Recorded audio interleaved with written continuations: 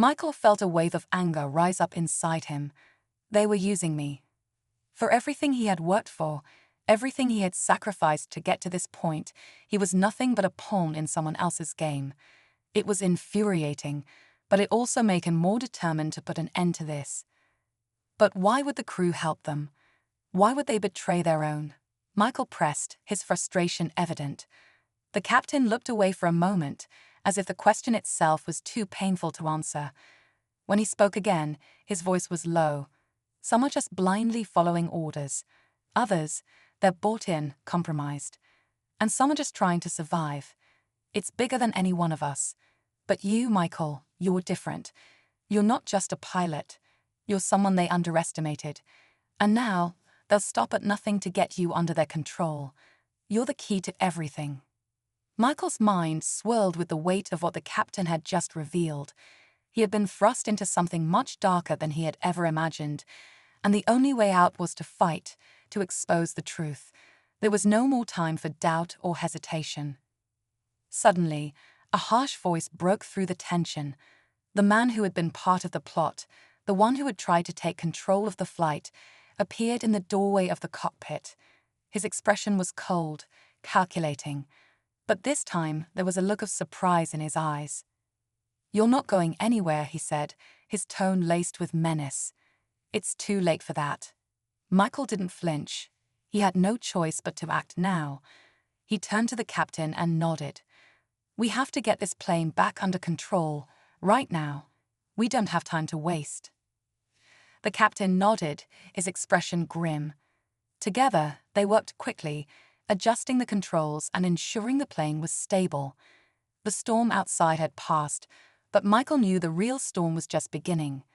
The man in the doorway seemed to sense the shift in momentum and took a step forward, but Michael was ready. With a swift move, he lunged for the control panel, overriding the locked systems that had been sabotaged. "Get out of my way," Michael growled, his voice filled with authority. He wasn't backing down this time. Not after everything he had learned, not after everything that had happened.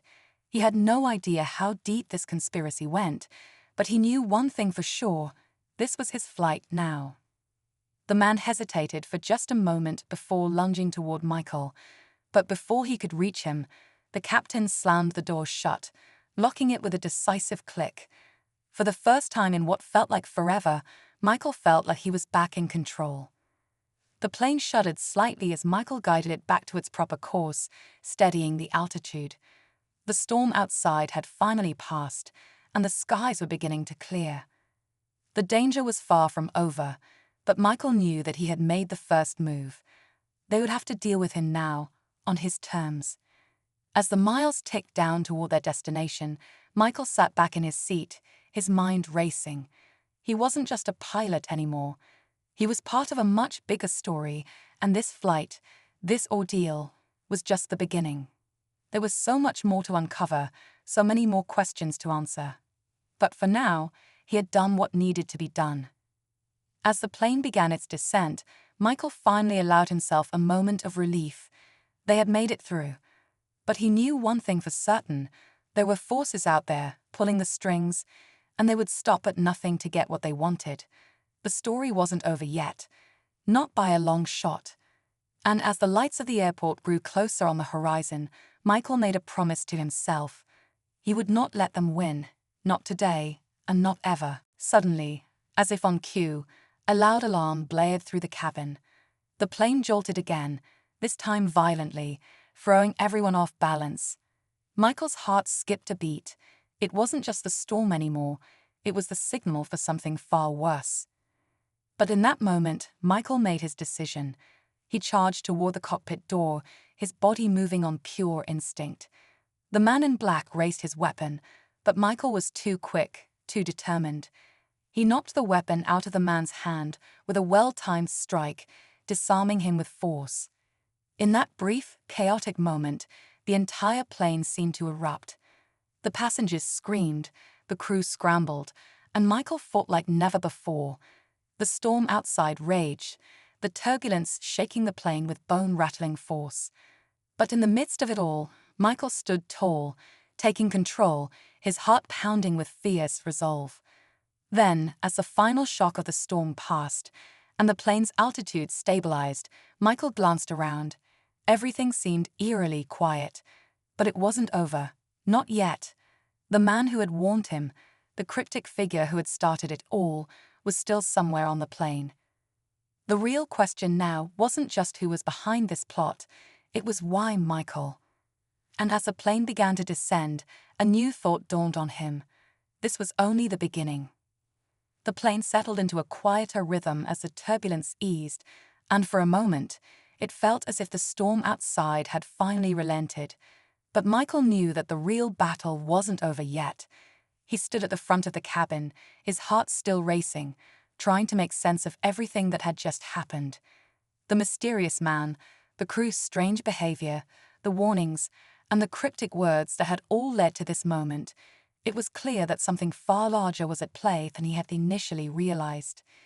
He looked around at the passengers, many of them still shaken, some gripping their armrests with white knuckles. Their faces were a mix of confusion and relief, but Michael could see the lingering fear in their eyes. He knew they were all thinking the same thing. What just happened? The flight attendants, now back at their posts, were trying to regain their composure, but Michael could see the cracks in their demeanor. There was no mistaking it. Their calm was forced, and it didn't take long for him to understand that they were just as much a part of the plan as everyone else. They weren't here to help. They were here to maintain control. Michael's thoughts raced as he walked back toward the cockpit. The situation was deteriorating quickly, and even though the storm outside had calmed, he could feel a sense of unease in the air that couldn't be shaken. His mind kept replaying the man's words. You were always meant to be part of something bigger. The door to the cockpit creaked open, and Michael stepped inside, his gaze falling on the captain, who was staring at the instruments with a look of deep concentration. There was no hiding the panic in his eyes, but for the moment, the captain seemed to be holding it together. Michael's voice broke the silence. "Captain, what's going on? What happened back there?" The captain sighed deeply, rubbing his temples as if trying to process everything. "It's a long story," he said quietly, not meeting Michael's gaze. "But I'll tell you what I know. It's not just the storm or the crew. It's bigger than that. There's a group, well, a network, of people who've been infiltrating the aviation industry for years.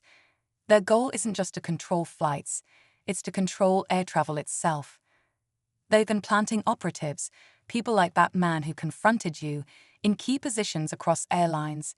And you," the captain paused, turning to look at Michael now, his eyes filled with a mix of regret and something darker. "You were their target." Michael's chest tightened as he processed the captain's words. It was hard to take it all in at once, the sheer scale of what was unfolding. He had thought the man's words were just paranoia, a desperate attempt to intimidate him, but now it was becoming all too real. "Why me?" Michael asked, his voice barely above a whisper. "What do they want with me?" The captain ran a hand through his hair, clearly struggling to find the right words. "They wanted to take control of the flight, but not in the way you think. The storm was a diversion, something to throw off the system. The real plan was to use you, an experienced pilot who knows the systems inside out, to destabilize the flight, to make it appear like a failure of the crew. You were meant to take the blame. They've been watching you for a while. You were always part of the bigger picture. It's like the flight crew is being pulled in different directions." The captain glanced back at him, his face pale, his eyes wide with barely contained fear. "I don't know," he said, his voice strained. "I didn't want to say anything, but there's been chatter, talk of a situation, something with the plane's security systems. The crew didn't want to cause a panic, but there's something more happening here. I think we're being targeted. There's a group. They've been trying to sabotage the flight." Michael's breath caught. Sabotage. He could feel his pulse pounding in his ears. But who? Who would be doing this, and why? As the storm outside intensified, so did the chaos inside the cabin. The flight attendants were now moving with urgency, and Michael noticed that a few of them were gathering near the rear exit, looking over their shoulders as if checking for something or someone. The tension in the air grew thick, as if the entire plane was holding its breath. Then, a chilling voice echoed through the cabin, not from the intercom, but from the front of the plane. A figure appeared, stepping out from the cockpit, one Michael didn't recognize. The person was dressed in a uniform, but the details were all wrong. The stripes on their shoulders were mismatched, the insignia unfamiliar. It was another flight attendant. No, something else entirely. The newcomer looked around the cabin with cold, calculating eyes, his posture rigid. "Everyone stay seated," he commanded, his voice sharp and filled with authority. "No one move. This is a security matter." The fear in the passengers' eyes was palpable now. Some passengers tried to get up, but the crew stopped them, urging them back into their seats. Michael's stomach twisted. Who was this man? What was he doing on the plane? His gut told him this wasn't a simple case of a crew member gone rogue. This was something much more planned. Without thinking, Michael stood up again, his instincts kicking in. He couldn't just sit back and let this unfold. This wasn't just a flight for him anymore. It was a battleground. He had to act. He walked quickly toward the figure, his mind racing. "Who are you?" he asked, his voice steady but forceful. "What do you want with this plane?" The man turned to him slowly, almost too calmly. "I'm here for the safety of the flight," he said, his lips curling into a smile that didn't reach his eyes, "and to ensure that certain individuals stay where they belong." Michael's blood ran cold. The words, the tone, everything about this situation screamed danger. He felt as though he was standing on the edge of a precipice, and one wrong move would send everything spiraling into chaos. He took a step back, his eyes scanning the cabin. It was as if everyone had fallen into some strange, eerie stillness. The passengers were now silent, some too terrified to speak. The crew members, even the ones who had shown him hesitation before, were suddenly acting in unison. It was as if they had all received orders, a silent command they couldn't or wouldn't refuse. Michael's mind raced, but then something strange caught his attention. There was a flicker of recognition in the mysterious man's eyes. It was brief, but unmistakable. Michael knew that look. It was the same look he had seen in the eyes of the man who had approached him earlier, the one who had warned him about the larger forces at play. The pieces were starting to fall into place, but it wasn't adding up in any way that made sense. Who was behind this? Who had orchestrated this chaos? Why were they targeting him? A pilot, an experienced, trained professional on a routine flight. And what did they mean by stay where they belong? Suddenly, the mysterious figure took a step toward him, and Michael knew this was the moment. This was the point where everything would either fall apart or come together. The stakes had never been higher, and the real battle for control was about to begin. Michael's heart pounded in his chest as the man took another step forward, his every move calculated, his presence almost suffocating. The other passengers were silent now, watching with wide eyes, as if they were waiting for something to happen. The atmosphere was thick with tension. Michael could feel the weight of the moment pressing down on him, the room closing in. He knew this wasn't just a random incident. It wasn't just about being moved from first class or some petty power struggle. This was a deliberate attack, and he was at the center of it. "Who are you?" Michael repeated, his voice hoarse but steady. His eyes never left the man's, trying to read him, figure out what his next move was. He had to keep control of the situation. He couldn't back down now. The man's lips curled into a tight smile. "You really don't know, do you?" he said, almost condescendingly. "You think you're just some random pilot, that your career was built on your own merit. You're not in control here, not really. You never were." Michael's stomach dropped. There was something in his words, something chilling that sent a ripple of unease through him. "You never were." He was starting to understand, but it didn't make sense. "What do you mean?" Michael asked, forcing the words past the knot in his throat. "I've worked my whole life for this. I've earned every bit of this job." The man stepped closer, his voice dropping to a low whisper. "You were always meant to be part of something bigger. But you're not in charge of it. They've been watching you, waiting for you to take the bait. You didn't just get here by accident, Michael. This is part of a plan. The realization hit him like a blow to the chest. He took a step back, his mind racing, trying to make sense of the pieces that were finally falling into place. They've been watching me. The storm outside, the strange behavior of the crew, the warning from the man earlier. It wasn't about the seat in first class.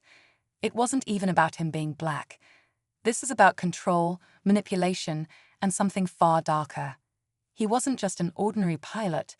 He was a pawn in a game he never even knew existed. Who's behind this? Michael demanded, his voice rising in anger. Who's pulling the strings? The man's expression shifted, his smile widening. You'll find out soon enough, he said cryptically. But for now, it's too late to stop it. The lights flickered again, and a soft hiss of static came through the intercom. Then suddenly, the familiar voice of the captain came over the speakers, shaky and urgent. Ladies and gentlemen, this is your captain speaking. The voice crackled, and Michael's ears pricked up. We've lost control of some of the systems. The storm is affecting more than just our altitude. We are in a very delicate situation. Please remain calm. We are doing everything we can to ensure your safety. Michael's eyes locked onto the man in front of him. This was no longer just about a hostile encounter on a plane. The flight itself was now in jeopardy, and the stakes had just been raised exponentially. He couldn't trust the crew. He couldn't even trust the captain. His every instinct told him that this was a setup, a carefully orchestrated crisis.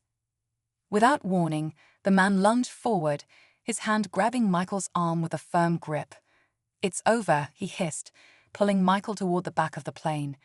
You're part of the game now. There's no turning back. Michael's heart raced, adrenaline flooding his system. He twisted his arm out of the man's grasp, breaking free. In that moment, he knew he had to act fast. His mind flashed back to the cryptic words of the captain, the mysterious figure's warning, and the unsettling fact that the entire situation felt like a trap designed specifically for him. He wasn't going down without a fight. In one swift motion, Michael lunged toward the intercom system, slamming his hand down on the button. His voice crackled through the speakers, sharp and commanding. This is Captain Michael Davis. I'm taking control of the situation now. All crew members are to report to the front of the cabin immediately. There was a moment of silence, followed by a confused murmur from the passengers. The flight attendants paused, glancing at one another, unsure of what to do. But Michael wasn't waiting for them to make the first move. He marched toward the cockpit, adrenaline coursing through his veins. He couldn't trust anyone now, not the crew, not even the captain. He needed to take control of the plane, because he was the only one left who could. As Michael reached the cockpit door, the mysterious man was right behind him. But before he could react, the door burst open, and the captain stumbled out, his face pale and sweating. "What the hell are you doing?" he shouted, grabbing Michael by the shoulder. "You can't." But before he could finish, a loud bang reverberated through the cabin. Michael froze. The sound came from the rear of the plane, followed by another crash, and then complete silence. The entire plane seemed to hold its breath. Panic erupted in the aisles as a figure in black clothing appeared in the doorway of the cabin. It was another man, but this one was different, more dangerous, his eyes cold, his movements deliberate. "Enough," the man said, his voice low and commanding. "This game is over." Michael's breath caught. He had underestimated how deep this conspiracy ran. The man was armed, and it was clear now that the storm wasn't just a distraction. It was part of the plan to take control of the flight. The mystery of his involvement, the strange crew behavior, it all made sense now. There were bigger forces at work, pulling the strings, and Michael had unwittingly become part of their game. The man in black moved toward the cockpit, his eyes never leaving Michael. The captain was frozen, powerless to stop him, but Michael wasn't backing down. He had fought his whole life to earn this seat, and now he was going to fight to keep it. "Captain Smith," the man asked, his voice cautious. "I need to talk to you," Michael said, his voice low but determined. There was no more pretense, no more politeness. "Now." The captain hesitated, his eyes flicking nervously toward the back of the plane before he stepped out, closing the door behind him. "What's going on?" he asked, his voice barely above a whisper. Michael took a deep breath, fighting to keep his voice steady. "I've been treated differently on this flight. I don't know if it's because I'm a black pilot or something else, but I'm not the only one who's noticed. There's something bigger going on here. I need to know what's happening." The captain looked around again, as if making sure no one could overhear them. His eyes darted, filled with hesitation. "You're not the only one who's noticed," he muttered. "But I can't say much right now. There's a system in place here, something I don't fully understand." Michael leaned forward, his pulse quickening. "What do you mean? Who's behind this?" The captain shook his head, stepping back slightly as if the words were hard to say. "I don't know all the details, but there's a group, people higher up, who want to make an example out of you. They think you're a threat. Your success, your position, they see it as a challenge. They want to remind you where you belong." The words hit like a blow. Michael felt the rush of adrenaline in his veins. This was it. This was what he had feared. He wasn't just up against a few flight attendants, he was up against an entire system, and it was all about to come crashing down around him. Before he could respond, the intercom crackled again, and the captain's voice came over the speakers. The storm was getting closer, but Michael's mind wasn't on the turbulence anymore. It was on the battle he was about to face. The flight was no longer just about getting to the destination, it was about survival. And the real storm was just beginning. Michael's mind raced, but there was no time to dwell on the captain's words. As the flight crew hustled in and out of the aisles, preparing for the approaching storm, the sound of the engines seemed to shift. Something was different. The plane's altitude dipped, causing a slight jolt that rippled through the cabin. At first it seemed like just another part of the turbulence, but Michael could feel it.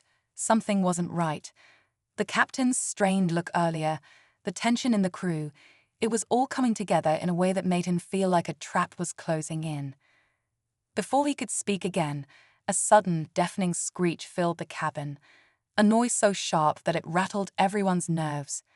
The lights flickered briefly, then went out completely, plunging the entire plane into darkness. The unsettling sound of the storm outside rolled louder, shaking the plane with violent force. It was no longer just turbulence. It was as if they were flying straight into the heart of a hurricane. A wave of panic spread through the passengers. Some screamed, others cried out in fear, and the flight attendants moved frantically through the aisles, shouting instructions. But even amidst the chaos, Michael couldn't shake the growing feeling that something more was at play. The timing of the storm felt too precise, as if it had been deliberately engineered to coincide with the tension that had been building all flight long. Then, the intercom crackled again, and the voice that came through wasn't the captain's. It was a new, unfamiliar voice, low, commanding, and laced with an eerie calmness. "Ladies and gentlemen, please remain calm," the voice instructed. "We are aware of the current conditions and are taking immediate action. We ask for your cooperation as we address an important security matter. Remain in your seats with your seatbelts fastened. Do not attempt to leave your rows." Michael's heart skipped a beat. This wasn't a typical announcement. The calmness in the voice was unsettling. This wasn't just about handling turbulence. This was something more serious, and the phrase "security matter" felt like a warning more than an explanation. Panic rose like a tidal wave among the passengers. The sounds of murmured prayers and nervous voices filled the air as the flight attendants began moving more quickly, some heading toward the rear of the plane. Michael stood frozen for a moment, instinct telling him that whatever was happening on this flight was far more than an incident involving his seat. There was a deeper, darker layer to this flight than even he had imagined. He turned to the captain, who was now pacing near the cockpit door, glancing at the monitors as if tracking something. Michael's gut tightened. There was a desperation in the captain's eyes that spoke volumes, and it didn't have to do with the storm outside. "Captain," Michael said, his voice steady despite the growing tension. "What's going on?" Michael's thoughts raced back to the early days of his career. He'd been the first in his family to even think about becoming a pilot. Growing up, there were moments when he wondered if his dream was truly possible, especially with the obstacles that came with being a black man in an industry historically dominated by white pilots. But his determination had always pushed him forward. He had worked hard, built a reputation, and proved himself in the cockpit time and time again. It wasn't just about flying planes. It was about breaking barriers, creating opportunities, and setting an example for the next generation of pilots. But here, in this moment, the treatment he was receiving felt like a reminder of the world outside the cockpit, a world where his accomplishments were often overlooked or diminished because of the color of his skin. As the flight attendants continued to stand around him, Michael's thoughts were interrupted by a voice coming from the back of the plane. It was a passenger, a woman who had clearly been watching the entire exchange unfold. Her voice was hesitant at first, but as more passengers became aware of what was happening, her words grew bolder. "Why are you making him move?" she called out, her voice cutting through the tension in the cabin. "He's the captain. He should be sitting in first class." The flight attendants seemed caught off guard, their practiced professionalism faltering as they tried to maintain control over the situation. The woman's question seemed to open the floodgates, and soon more passengers began to speak up. Some were confused, some were angry, but all of them were united by one thing. They didn't understand why Captain Michael Smith was being treated this way. A pilot, the man who was literally in charge of their safety, was being asked to give up his seat in first class. In that moment, Michael felt a strange combination of gratitude and frustration. It was clear that the passengers recognized the absurdity of the situation. They were on his side, but he couldn't shake the feeling that the flight attendants, and possibly others in the airline, didn't see him as the captain, at least, not in the same way they saw the other pilots in the crew. It wasn't just about the seat, it was something deeper, something unspoken. The woman who had spoken out stood up and moved toward Michael, standing beside him. "This is ridiculous," she said, her voice steady but determined. "We shouldn't have to witness something like this." Michael gave her a small, appreciative nod, but he wasn't ready to back down. He knew that the way he handled this situation would define not only his career, but how others perceived him. The last thing he wanted was to escalate the conflict further, but he also knew that if he backed down now, it would send a message that he was willing to accept being treated as less than what he was, and that was something he couldn't allow to happen. Just as Michael was about to speak, a senior flight attendant, someone Michael had recognized as part of the crew for the day, approached him. This was the one who had made the initial request for him to move. Her face was drawn, her body tense with a combination of frustration and nervousness. She was clearly caught in a difficult position, likely under pressure from someone higher up in the airline's hierarchy. "Captain Smith," she began, her voice polite but strained. "We understand your position, but we have to follow protocol. This isn't about you, it's about our instructions." Michael looked at her, trying to read her expression. He could tell that she didn't want to be part of this, but the words "it's about our instructions" hung in the air like a heavy weight. Michael didn't have to ask to know what that meant. There was someone in charge who had made a decision long before he ever boarded this plane. Someone who had made an assumption, and in doing so, had caused all this trouble. But who? His mind began to race. Who was behind this? Who had sent the message that he should be moved from first class? The airline had clear policies about how pilots should be treated when traveling as passengers, and Michael had always followed those rules. He'd been on countless flights before, and this was the first time anything like this had ever happened. It wasn't just a mistake or a mix-up, it felt deliberate. And if it was deliberate, that meant someone had decided that Michael wasn't worthy of the same respect as other pilots. As the conversation continued, the passengers who had previously spoken up began to grow more insistent. A few were even standing now, some glaring at the flight attendants, others nervously shifting in their seats as they waited to see how the situation would unfold. Michael could feel the tension rising, and he knew that he had to take control of this before it spiraled completely out of hand. But how? How could he turn this around without making things worse? It wasn't just about the seat anymore. The respect he had earned over the years, the hard work he'd put in to get where he was, seemed to be slipping away with every passing second. He was fighting more than just for his seat in first class. He was fighting for his place in an industry that had never fully embraced him. And as if to add to the uncertainty, Michael noticed something odd out of the corner of his eye. A figure was standing at the back of the plane, watching the entire scene unfold.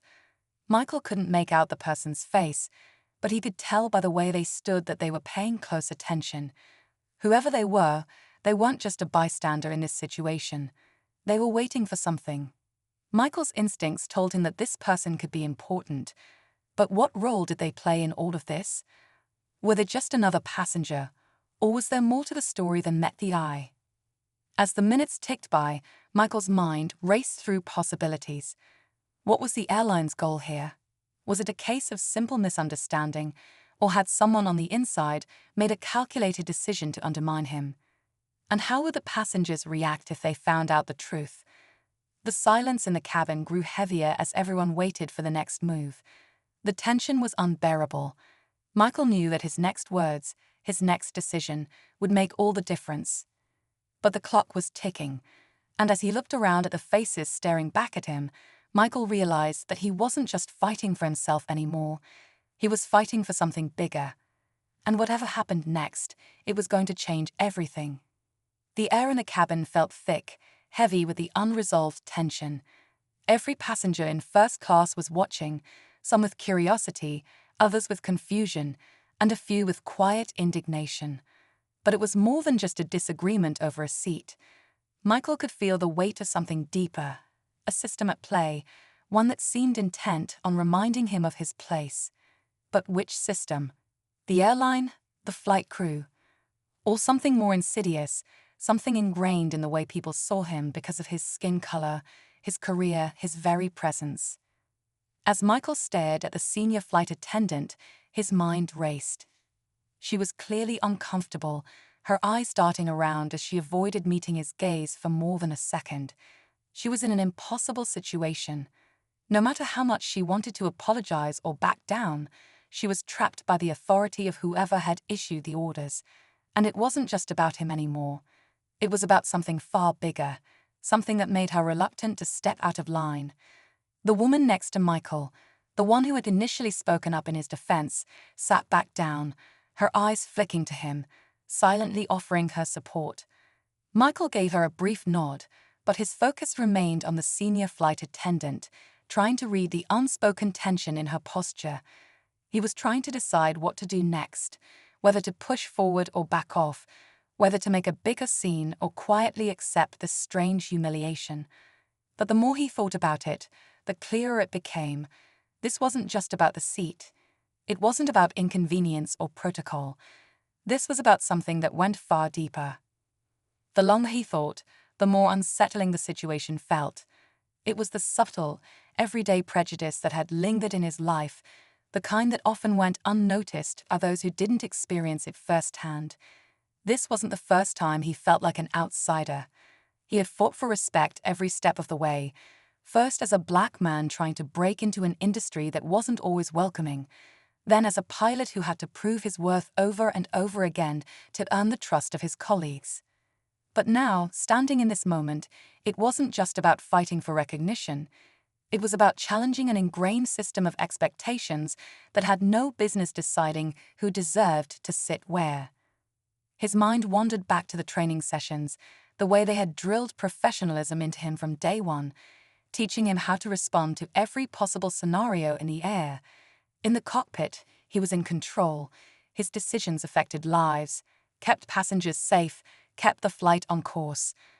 But here, in this narrow space, in a seat that was supposed to be reserved for him as a member of the crew, Michael realized he wasn't in control anymore. Not by a long shot. But something in him refused to back down. Something deep within him told him that if he let this slide, it would be more than just one battle lost. It would be an acceptance that he was not fully part of the world he had worked so hard to become a part of. And then, just when Michael was about to speak again, a voice from the back of the cabin broke through the tension, sending a ripple through the passengers. It was the man who had been standing near the rear of the plane earlier, the one who had been watching everything unfold. His face was stern, his presence commanding, and as he made his way toward the front, all eyes followed him. Michael's heart skipped a beat as the man came into view. There was something about him that immediately felt different, something about the way he carried himself, the air of authority that seemed to surround him. He wasn't a flight attendant, that much was clear. He wasn't dressed in the airline uniform, and yet there was no mistaking the sense of purpose in his stride. "Excuse me," the man said, his voice low but unmistakable. "I think there's been a misunderstanding." Michael turned to face him, still processing who this stranger was.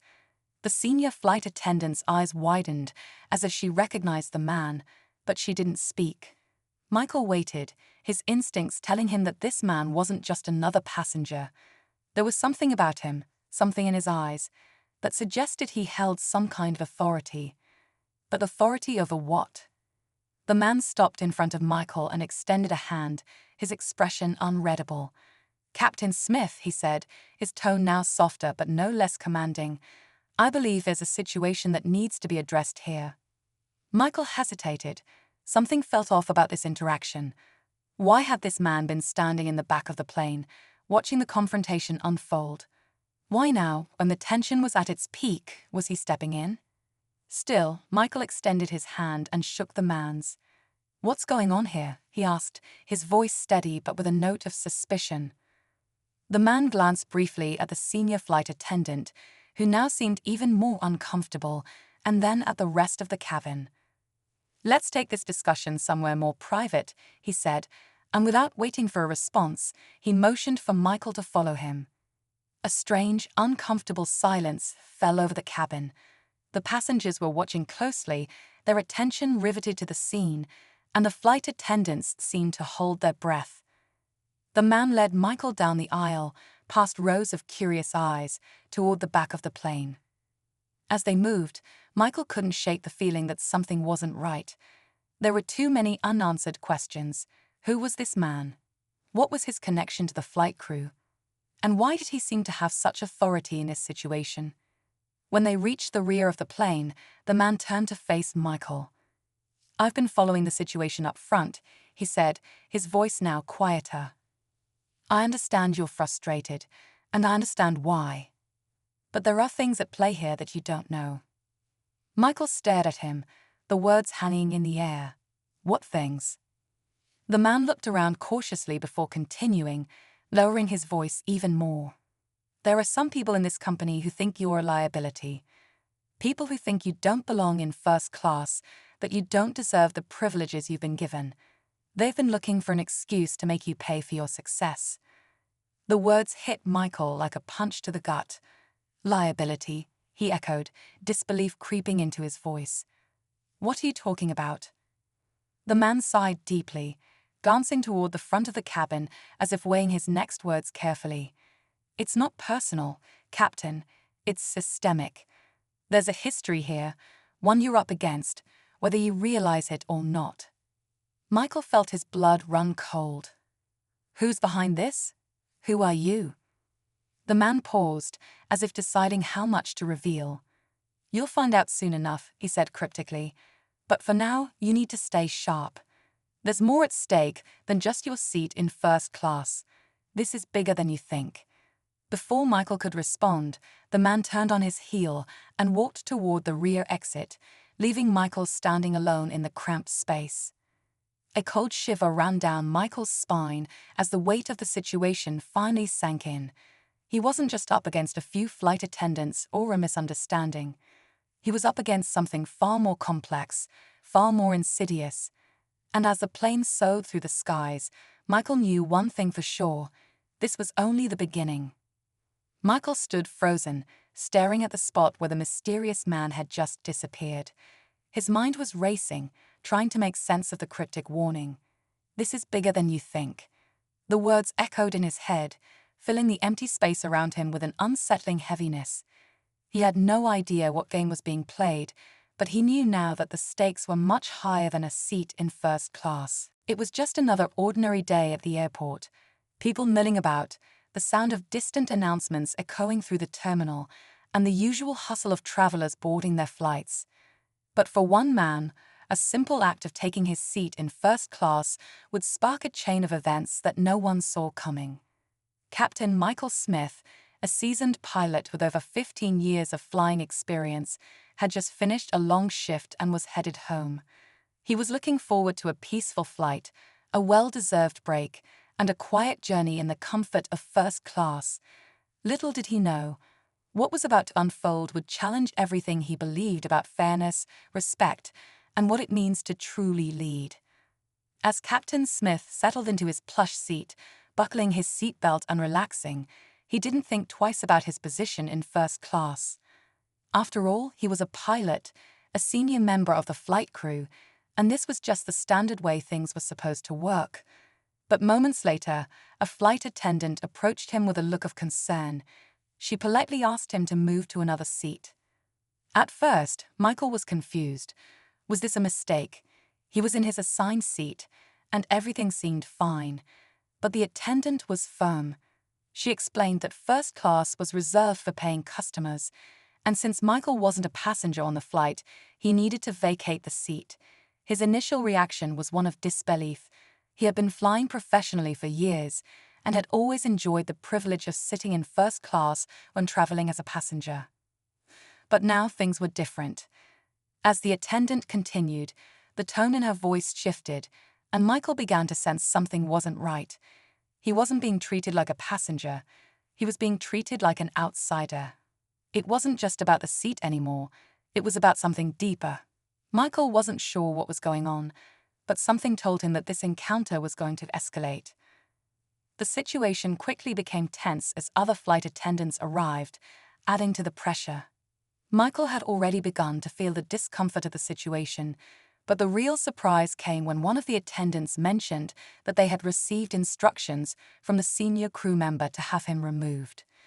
Now, Michael was in the hot seat. His instincts as a pilot kicked in. He had dealt with stressful situations in the air, managing crises, and making split-second decisions that impacted hundreds of lives. But this was different. This wasn't about safety or flight procedures. This was about respect, dignity, and standing up for what was right. The entire scene was unfolding in front of a growing crowd of passengers, many of whom were watching, some even whispering and exchanging confused glances. They couldn't understand why the captain, someone who was in charge of their flight, was being asked to leave a seat he clearly had a right to. The tension was palpable, and Michael could feel the eyes of everyone on him. But instead of backing down, he made a decision that would change the course of the situation. In a calm, yet unwavering voice, he told the attendants he wasn't going anywhere. He wasn't going to let this unfair treatment slide. And just like that, Michael Smith took charge of the situation in a way no one expected. But what happened next? How did a simple disagreement over a seat turn into a dramatic showdown that would leave everyone in awe? Was this just a case of misunderstanding, or was something deeper at play? Was Michael really prepared to handle the situation his way, or would he be forced to bow to the pressure of authority? The flight attendants were in shock, the passengers were on edge, and the rest of the crew didn't know what to think. The tension in the cabin was thick enough to cut with a knife. Michael had just become more than a pilot in the eyes of the passengers. He was now the man in control of his fate, and potentially the flight. What would happen next? Would Michael's leadership and experience guide him through this storm, or would the pressure prove to be too much? Stay tuned, because the real story is about to unfold, and what happens next will leave you speechless. The murmurs in the cabin grew louder as Captain Michael Smith's calm but firm response echoed through the air. The flight attendants hesitated, exchanging uncertain glances as the reality of the situation began to set in. Michael's decision to stand his ground wasn't just about a seat on an airplane. It was about respect, dignity, and the silent assumption that, because of his job, he was somehow above this treatment. But now, as all eyes turned toward him, Michael knew he had to do more than just challenge the flight attendants. He needed to understand why this was happening. The plane hummed steadily, the engines a low background drone as the hours slipped by. Michael returned to his seat, but his thoughts weren't on the flight. He wasn't even aware of the passengers around him anymore. His mind was consumed with the realization that this wasn't just an isolated incident, it was part of something far more insidious. He had spent his entire career fighting to be seen for who he was, a pilot with skill, experience, and a deep passion for his work. But now, it seemed, someone was trying to make him pay for that success. The silence of the cabin pressed in on him, making the moment feel claustrophobic. His hands gripped the armrest, his pulse quickening. The flight attendants had returned to their duties, but the tension in the air was palpable. The senior flight attendant who had first approached him was still moving through the aisles, but her face was hard to read. Had she been part of this plot? Was she just following orders? Michael couldn't shake the nagging feeling that everyone around him was somehow complicit, somehow aware of the tension, but too scared to do anything about it. The man's words had set something off inside him. He didn't know if it was fear or anger, but they had awakened something in him, a resolve, a need to see this through to the end. He had come too far in his life to let something like this defeat him. But the more he thought about the situation, the more questions popped into his mind. Who was pulling the strings behind the scenes? And why now? What had changed that made him the target? Hours passed, but the unease in Michael's chest didn't fade. The plane cruised on, unaffected by the drama unfolding within its cabin. He tried to distract himself, glancing out the window, listening to the soft murmurs of conversation around him, but nothing could push away the weight of the unknown. It wasn't just a matter of getting back to safety. This was about something bigger, about being respected, not just as a pilot, but as a person. Just as he was beginning to settle into his thoughts, there was a sudden shift in the atmosphere. The intercom crackled to life, and the captain's voice came through, calm and professional. "Ladies and gentlemen, this is your captain speaking. We're encountering some turbulence up ahead. Please make sure your seat belts are fastened and your tray tables are stowed. We'll be passing through a storm, so please remain seated and keep calm." Michael felt a chill run down his spine. The turbulence was one thing, but what did it mean in the context of everything that had happened? The timing felt too perfect, too calculated. As the captain's voice faded, a sudden sharp noise interrupted his thoughts, a faint but unmistakable sound of someone whispering urgently. He turned to look toward the back of the plane. It was hard to make out at first, but then he saw it, the man again. The same man who had spoken to him earlier, who had warned him. He was speaking to one of the flight attendants now, his voice low and intense. Michael couldn't hear the words, but the body language was unmistakable. The man's posture was commanding, the flight attendant nodding rapidly, a look of concern flashing across her face. Suddenly, Michael's attention was pulled in another direction. From his peripheral vision, he caught sight of a familiar face, the senior flight attendant from earlier. She was looking at him now, her eyes sharp, almost too focused. It was as though she were waiting for something, gauging his next move. Michael's gut told him something was about to happen, something that would change everything. His heart began to race. His mind went back to the warning. There are things at play here that you don't know. The cryptic message gnawed at him. Was this the moment? Was this when everything came to light? Without thinking, he stood up.